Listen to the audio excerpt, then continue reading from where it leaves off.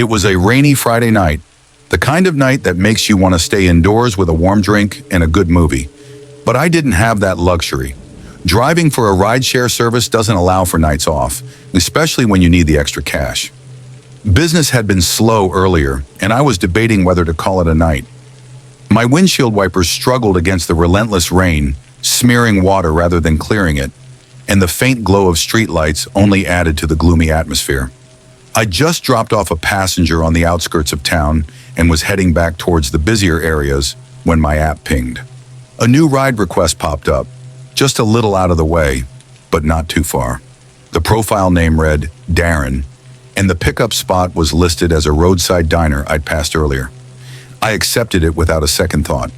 When I arrived, the diner looked deserted. Its flickering neon sign read, "Open 24 hours," though the dim interior suggested otherwise. I scanned the parking lot for anyone waiting, but there wasn't a soul in sight. Just as I was about to cancel the ride and drive off, I spotted him. He stood at the edge of the lot, just beyond the reach of the diner's dim light, an umbrella shielding him from the downpour. He was dressed neatly, wearing a dark coat that seemed too formal for a casual diner visit. He didn't wave or rush over, just stood there watching as I rolled the car forward. I unlocked the doors. He got in without a word, sitting in the back seat. "Darren?" I asked, glancing at him in the rearview mirror. "Yes," he replied, his voice calm, but strangely monotone. There was a pause, then, "Thank you for picking me up." Something about him unsettled me right away. Maybe it was the lack of emotion in his voice, or the fact that he hadn't even bothered to shake off his umbrella before getting into my car. Rain dripped onto the seat and pooled at his feet. Still, I reminded myself not to judge. It wasn't the first time I'd driven a passenger who seemed a little off. The destination he entered was a residential address about 30 minutes away, back toward the quieter outskirts of town. I pulled back onto the road, trying to shake off the unease creeping up my spine. The ride started out in silence, save for the rhythmic thud of rain against the car roof. I tried to make small talk. "Crazy weather tonight, huh?" He didn't respond immediately, and when he did, his answer was strange. "The rain cleanses everything, don't you think?" "Yeah, I guess," I said, chuckling awkwardly. "It's been a while since we've had this much." That was the end of our conversation. He seemed content to sit in silence, staring out the window. But the quiet felt heavy, like it was pressing down on me. Occasionally, I glanced at him in the mirror. His face was hard to read, and his eyes never seemed to focus on anything in particular. About 15 minutes into the drive, my GPS started acting up. The map froze, then rerouted itself, sending me on a narrow, unfamiliar road cutting through a patch of dense forest. I muttered a curse under my breath, blaming the storm for the poor signal. "You're going the right way," Darren said suddenly, his voice startling me. Yeah, thanks," I replied, even though I wasn't entirely sure I was. Something about his reassurance felt off, as if he knew the route better than he should. The road was empty and eerily quiet. My headlights barely pierced through the curtain of rain, and the trees on either side seemed to close in tighter with every passing minute. The unease that had been a faint whisper earlier was now a loud drumbeat in my chest. And then, just as I was about to ask Darren if he knew a quicker route, he spoke again. "Do you believe in fate?" His question came out of nowhere, and it was laced with an unsettling calm. I guess it depends," I said hesitantly. "Why do you ask?" He didn't answer immediately. Instead, he leaned forward slightly, his face now partially illuminated by the dim glow of the dashboard. "Sometimes we end up exactly where we're meant to be, no matter how hard we try to avoid it." I forced a laugh, trying to lighten the mood. "Well, I hope we're meant to get to your destination soon, because this road is giving me the creeps." He didn't laugh. He didn't even smile. The rest of the ride was silent, except for the sound of rain and the occasional rustle of his coat as he shifted in his seat. When I finally saw the faint outline of a house in the distance, I felt a wave of relief wash over me. "We're here," I said, pulling up to the curb. But when I turned to tell him, my back seat was empty. For a moment, I just sat there, staring at the empty back seat. My brain couldn't process what I was seeing, or rather, what I wasn't seeing. Darren was gone. Completely gone. I twisted around to check the floor, thinking maybe he'd crouched down for some reason. Nothing. I even opened the door and stepped out into the rain, my shoes sinking into the muddy roadside as I peered into the woods surrounding the area. "Darren?" I called, my voice shaky. No response. The rain muffled every sound, and the dense trees seemed to swallow my words. Panic began to bubble up. I leaned into the car, fumbling for my phone to check the app. The ride still showed as in progress. There was no way he could have gotten out without me noticing. The doors had been locked until I pulled up, and I hadn't heard them open or close. My heart pounded as I looked around again, this time with more urgency. The house in front of me was dark, its windows reflecting the faint glow of my headlights. It didn't look like anyone lived there. No porch lights, no car in the driveway, no sign of life at all. Something wasn't adding up. Just as I was about to cancel the ride and drive off, I noticed something in the back seat. A folded piece of paper, damp and smudged with what looked like water, or maybe something else. My hands trembled as I reached for it. The note was written in neat, almost mechanical handwriting. "You're not supposed to be here. Leave before it finds you." My breath caught in my throat. I looked around again, my paranoia now in overdrive. The woods seemed darker, the rain heavier, the silence more oppressive. What the hell was going on? I jumped back into the driver's seat, locking the doors instinctively. My first thought was to drive back to town as fast as I could, but my second thought stopped me cold. Who had written the note? Darren didn't have a bag with him. I never saw him holding anything when he got in the car. Had it been there the whole time? A loud thud on the roof snapped me out of my spiraling thoughts. I froze, my hands gripping the steering wheel. The sound came again, this time a scraping noise, like something dragging across the metal. I didn't dare look up. The logical part of my brain screamed that it was just a branch or debris from the storm, but deep down, I knew better. The scraping stopped, replaced by the faintest sound of movement, something shifting, almost like breathing. My chest tightened as adrenaline surged through me. I hit the gas. The car lurched forward, and whatever was on the roof slid off with a heavy thud. I didn't look back. I didn't even care if I'd hit something or someone. My only focus was getting the hell out of there. The narrow road seemed to stretch on forever, the rain blurring the windshield and making the turns even more treacherous. Every shadow felt like it was moving, every sound like it was chasing me. Finally, I reached the main road, where the street lights and occasional passing cars made me feel slightly less alone. I pulled into the first gas station I saw, parking under the bright fluorescent lights. My hands were still shaking as I grabbed my phone to check the rideshare app. The trip was still active. Darren's profile picture, a blurry, nondescript face, stared back at me.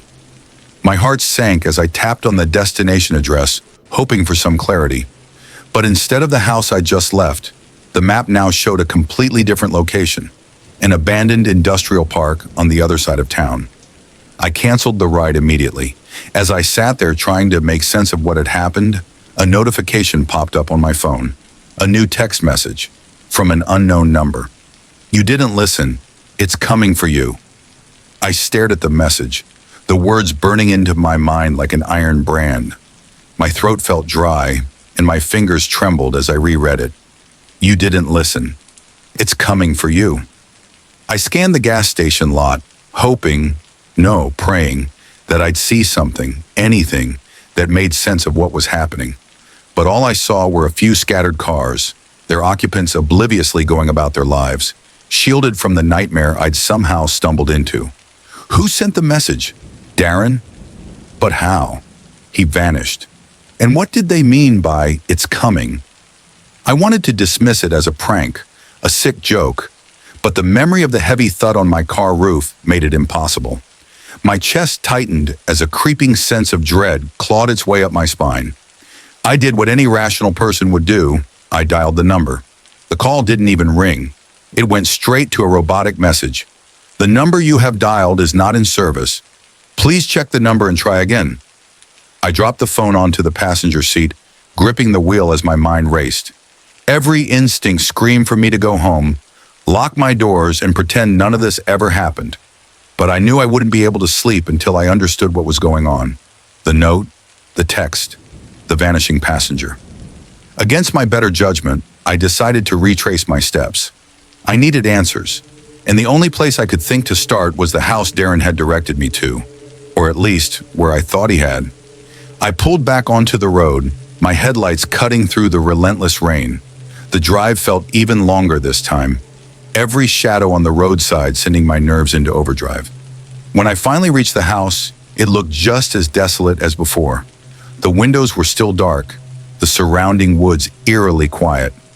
I parked on the shoulder, leaving the engine running. With my phone's flashlight in hand, I stepped out into the cold rain. The sound of my shoes squelching in the mud was the only thing keeping me company. As I approached the house, I noticed something I hadn't before. Faint footprints leading from the curb to the front door. They were waterlogged but distinct, as if someone had walked through the mud recently. "Darren!" I called, my voice barely louder than the rain. No answer. I reached the porch, the old wooden boards creaking under my weight. The door was slightly ajar, swinging gently in the wind. I hesitated. Every rational part of me screamed to turn back, but something compelled me forward. Pushing the door open, I stepped inside. The air was damp and heavy, carrying the faint smell of mildew and something metallic. My flashlight illuminated the bare walls and dusty floor. The house was empty, or so it seemed. I took a cautious step forward. "Hello?" The sound of footsteps echoed above me. I froze, my pulse hammering in my ears. Someone or something was upstairs. Gathering every ounce of courage I had, I called out again. "Darren, is that you?" The footsteps stopped abruptly, and then the sound of something sliding. Something heavy, dragging across the floor above me. My instincts kicked in, and I backed toward the door. But before I could reach it, I noticed something on the floor. A piece of paper, identical to the one left in my car. I picked it up, my hands trembling as I read the message. "You should have left." A loud crash from upstairs made me drop the note. I didn't stay to find out what caused it. Turning on my heel, I bolted out the door and back to my car, my heart pounding like a war drum. I jumped into the driver's seat, locking the doors as I jammed the key into the ignition. The engine roared to life and I sped away, the house disappearing into the rain-soaked distance. But the terror didn't end there. As I drove, my rearview mirror began to fog up, despite the fact that my defroster was on full blast. At first I thought it was the humidity. Then slowly, words appeared, traced in the condensation by an unseen hand. "It's not over." I stared at the words in the mirror, my mind refusing to accept what I was seeing. My hands clenched the steering wheel so tightly my knuckles turned white. "It's not over." The letters lingered for a moment before fading into the mist, as if they'd never been there at all. I glanced into the back seat, half expecting to see Darren sitting there, or worse, something else. But the seat was empty, just as it had been when I first realized he was gone. Panic was clawing at me now, irrational and overwhelming. I didn't know where to go. My apartment suddenly felt too small, too vulnerable. The idea of driving into town and sitting in a well-lit diner all night seemed safer, but I couldn't shake the feeling that no amount of light would protect me from whatever was happening. My phone buzzed on the passenger seat, making me jump. I hesitated before picking it up, terrified of what I might see. It was another message from the same unknown number. "Stop running. Face it." I threw the phone back onto the seat like it was on fire, a fresh wave of terror surging through me. My vision blurred with adrenaline, but through the rain-streaked windshield, I saw a faint glow ahead, a small rest stop. I pulled in without thinking, parking under the harsh fluorescent lights.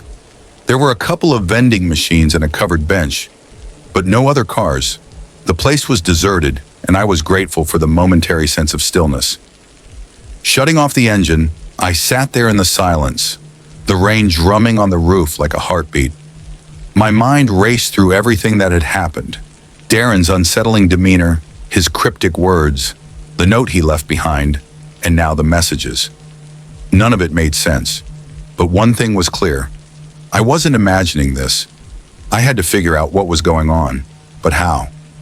My phone was no help, the texts coming from nowhere. The house had been a dead end, and going to the police would make me sound insane. The light above the bench flickered, pulling me from my thoughts. And then I saw it, a figure standing just beyond the edge of the rest stop, barely visible through the rain. It wasn't Darren.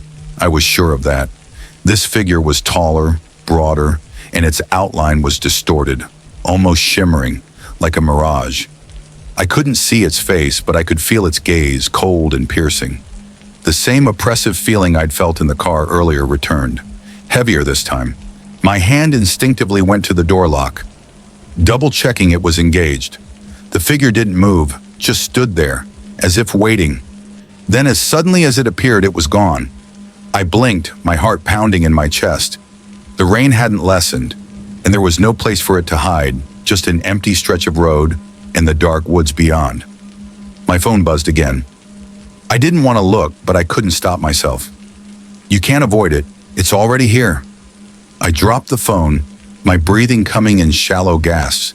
My instincts screamed at me to leave, but my legs felt rooted in place. The car suddenly went dark. The engine, the lights, even the dashboard, all of it shut off at once, plunging me into darkness.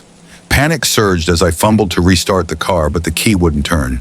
The battery was dead, and then I heard it.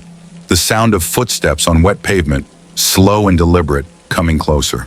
The footsteps grew louder, their rhythm steady and unhurried. I clutched the steering wheel, staring out into the rain-soaked darkness, trying to locate the source. My car was a fragile cocoon against whatever was approaching, and I had never felt more vulnerable in my life.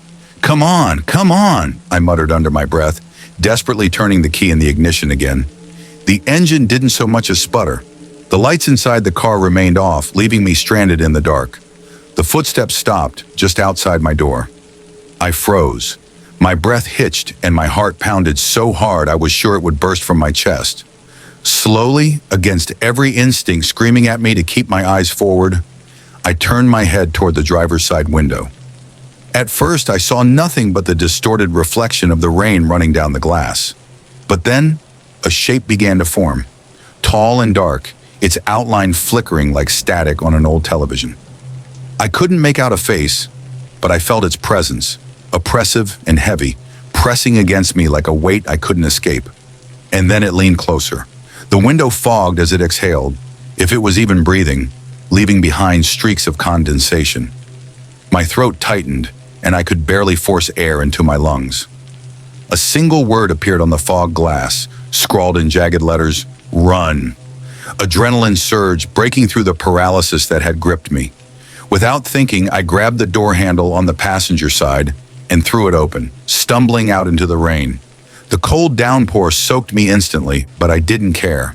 I turned back toward the car, expecting to see the figure inside, or worse, chasing after me. But the car was empty. The driver's side door was still locked, the interior just as I'd left it. I didn't wait for answers. My legs moved on their own, carrying me away from the rest stop and into the darkness beyond. The rain stung my skin, and the wet ground threatened to pull me down with every step, but I didn't stop. I didn't know where I was going, just that I needed to get as far away from that car, from that thing, as possible. After what felt like hours, I reached a small motel, its neon sign flickering weakly in the storm. The sight of it was a lifeline, a fragile beacon of hope in an otherwise endless nightmare. I stumbled into the lobby, dripping wet and gasping for air. The night clerk looked up from his desk, his eyes widening at the sight of me. "You okay?" he asked, his voice tinged with genuine concern. I need a room," I stammered, fumbling for my wallet. My hands were shaking so badly I could barely pull out my ID. He nodded, taking the card and glancing at it briefly before handing me a key. "Room 3, down the hall, first on the left." I muttered a quick thanks and made my way to the room, locking the door behind me as soon as I stepped inside. The small space was sparse, but felt like a sanctuary compared to the rain-drenched road. I collapsed onto the bed, my clothes still clinging to my skin. My phone buzzed again, and I hesitated before picking it up. Another text from the same unknown number. "You can't run forever." I dropped the phone and buried my face in my hands. Whatever this was, whoever or whatever was behind it wasn't going to stop. But then I noticed something that sent fresh waves of terror coursing through me. On the nightstand next to the bed, a small folded piece of paper rested, as if it had been waiting for me. With trembling hands, I picked it up and unfolded it. "It knows where you are. At that moment, the lights in the room flickered and the door handle began to rattle. The door handle rattled harder, as though someone, or something, on the other side was desperate to get in. My body froze, torn between the urge to run and the paralyzing fear that moving would draw its attention. It knows where you are. The words on the note felt like a curse, a warning that had come too late. My chest heaved as I struggled to silence my gasping breaths, listening intently for any sound beyond the relentless rain pounding against the window. And then it stopped. The handle went still, the room falling into an oppressive silence. I wanted to believe it was over, but deep down I knew better. My hands moved on instinct, fumbling for my phone. My first thought was to call for help, but as I unlocked the screen, my heart dropped. The rideshare app was open again. The screen showed an active trip, but this time I was listed as the passenger. The destination was nothing I recognized, just a set of coordinates. And the driver? Darren's blurry, nondescript face stared back at me. A notification popped up at the bottom of the app.